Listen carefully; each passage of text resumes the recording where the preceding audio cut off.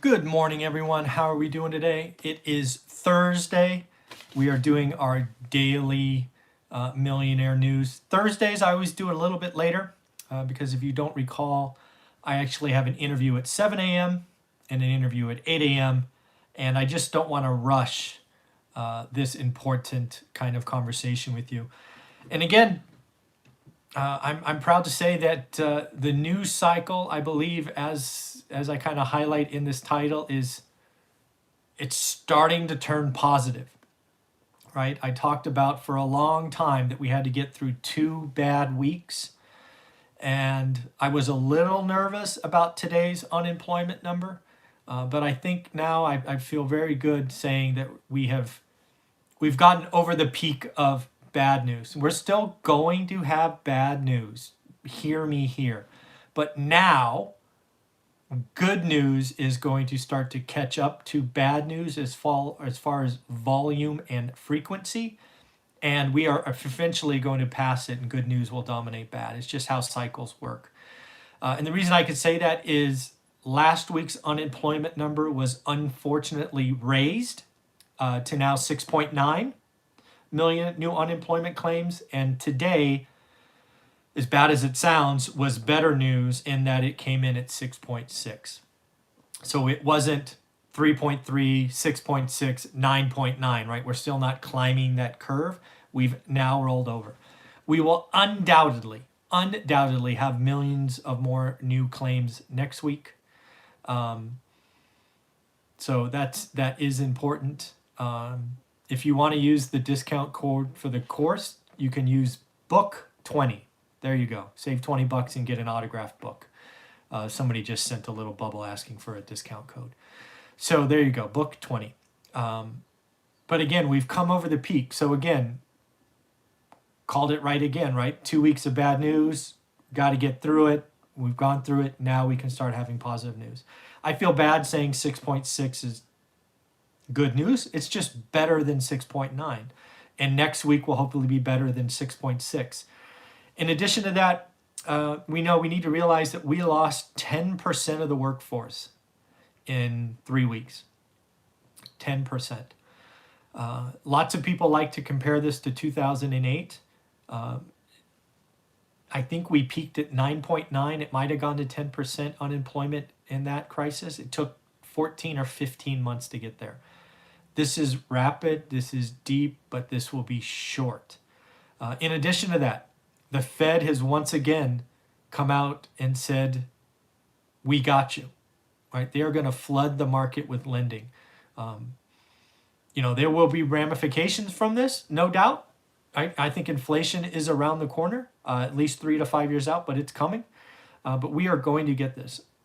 I am feeling good about potentially opening up cracks of the economy in May, which will be awesome.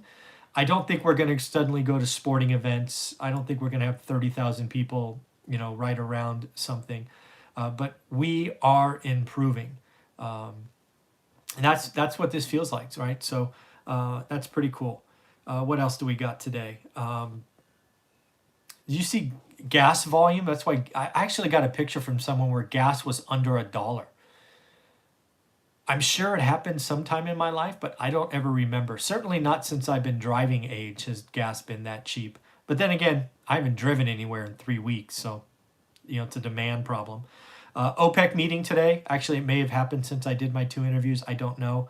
But OPEC clearly has to slash supply. So it's interesting. I don't know about concert tickets being cheaper. I actually think they might be more expensive. And let's talk about that, because one of the things or at least I was a Golden State Warriors season ticket holder, and I was thinking about this 6 foot, social distancing thing. So I'm wondering if concerts have to sell every third seat, right? So if a stadium had just say, for example, 30,000 seats, maybe they can only sell 10,000 tickets. If that's the case, ticket prices are going up, not down. But again, I don't know how all this plays out. It's going to be interesting. Looks like Disney, I don't know if you saw this, but Disney had a monster Disney Plus number. They are actually near their goal for subscribers. Their 4-year goal. They're there, nearly there now, and probably are there now. So that's interesting. Hi. Starbucks had a abysmal number. Came in at 46% below, or 46% drop in earnings. That's horrific. But you also got to remember, it's horrific, and they only had 2 bad weeks of March. January and February, for the US anyway, was a normal months. March, half the month was normal. So if you can see that kind of drop with only 2 weeks of just doing drive-through, hey there, good morning. I'm really nervous about Q2, but maybe Q2 doesn't matter. You know, I think stock prices are crazy. I'm not a stock market investor. I talk about it all the time. But maybe people are just writing off Q2 and saying it doesn't matter. I don't know. I'm a little nervous about New York.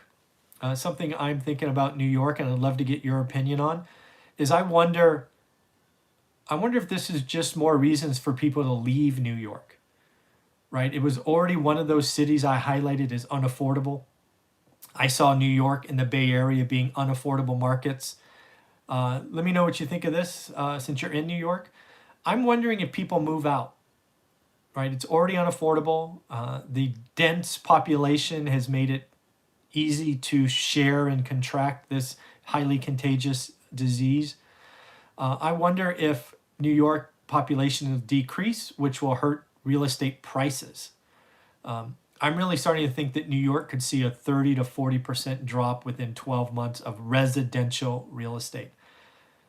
I don't know if that's just me in the moment thinking and not appreciating all the goodness that is New York, and you know, open 24 hours a day and all of that, but I'm just wondering if more people leave New York, right? The older folks that have always been going to Florida, maybe some younger millennials go back to suburbia. Yeah, I wonder if that's what it means. And in New York, I think New York prices come down 30%, but you know, let me know what you think since you're in New York. I'm wondering what's going on there. Airlines, it looks like the government, the Fed, the Treasury, the like, have been tackling problems one at a time. It looks like airlines will be the next focus. Look for some announcement in the next 48 hours. As I've been saying for the last 6 weeks, I hope we, the taxpayers, take an equity stake. If we don't get an equity stake, I'm not interested in playing. Let's profit from this like we did on AIG back in 08, or at least the 08 crash. I think that was in 2010, actually. I do see us now having a chance to open parts of our economy in May. It may not be May 1st. It may be May 15th. But sometime in May, we are going to start, again, that positive news cycle and moving this thing forward, which is awesome. Again, there is that OPEC meeting today. They got to whack production. There's just no place to put it at some point. So it'll be interesting. I agree, but that's kind of where we are. Something is interesting about if you believe China, right? I don't know if anybody believes China, but this is what I'm seeing with China. Is H&M. It's a clothing store, if you don't know what they are. There are 2 concerning numbers. First, they've opened 89% of their stores in China, which is good news. But here's the rub. Their foot traffic is down 79%. Think about that. So it's just not about opening the stores and opening the restaurants. We are going to have a lag in consumer behavior. So if you are investing in consumer stocks, in retail stocks today because, yay, the economy is opening, you're missing the boat. That should tell you something. Their foot traffic is down 79%. Just because it's open doesn't mean that people are going to come. This is not the field of dreams. Build it and they shall come. I think if you're in the retail sector, restaurants, travel, cruise lines, really? People are going to come back that fast? Really? I think you might want to ask yourself some questions. And again, who believes China numbered anyways? I'm believing H&M's numbers, who is a publicly traded company, and even that could be suspect.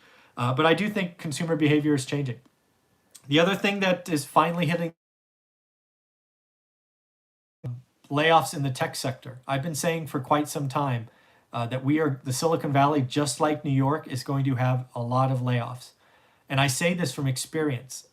I was a part of a technology company going to go public until 9/11 happened.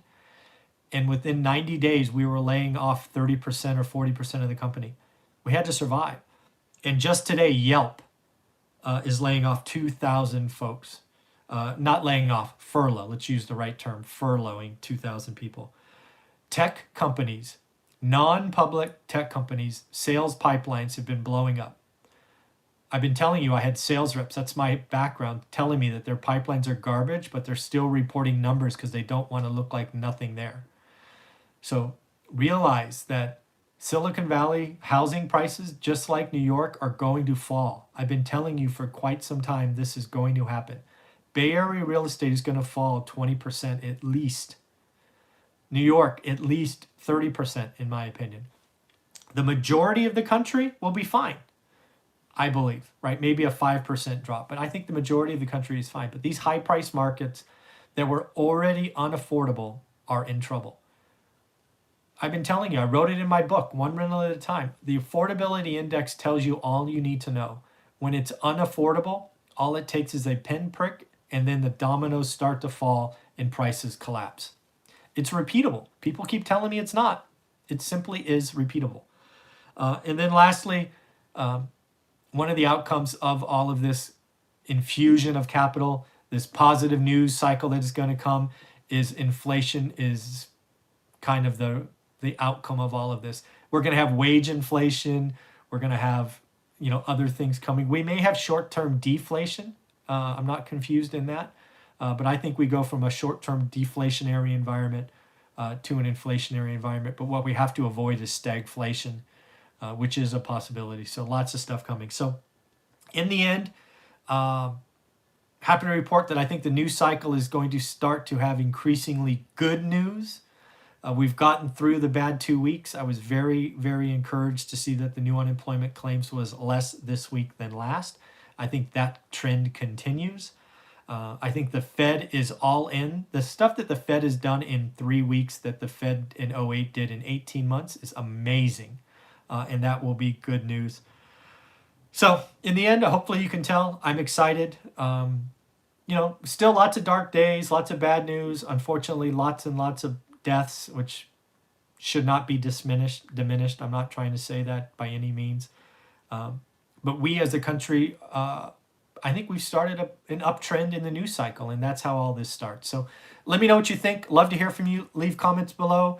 If you have an opinion about New York, I'd love to hear it because that's where my daughter lives. So I'd love to hear what's going on in New York. Just, tell me what's going on. I'd appreciate hearing from you. Have a wonderful day. Take care.